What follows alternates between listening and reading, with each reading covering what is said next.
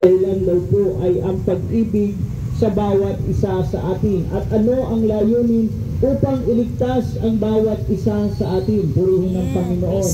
Kaya napakaganda ng pangako at napakaganda ng resultang matatanggap ng bawat isang sumasampalataya sa ating Panginoong Jesucristo.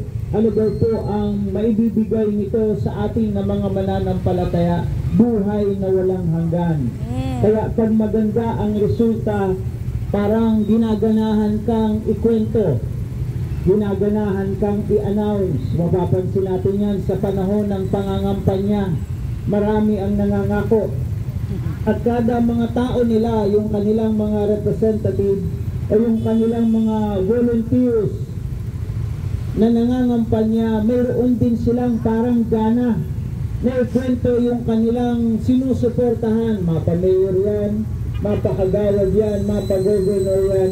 Sila mismo ay naniniwala doon sa pangako nung kanilang kumbaga, nung kanilang manok.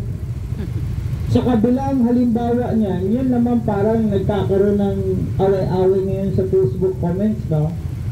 Mayroong pro Duterte, mayroong ayaw kay Duterte. Mayroong pro doon sa trial, mayroong ayaw doon sa trial. So may kani-kaniyang gana sila pag kinikwento nila ang bagay na pabor sa kanila.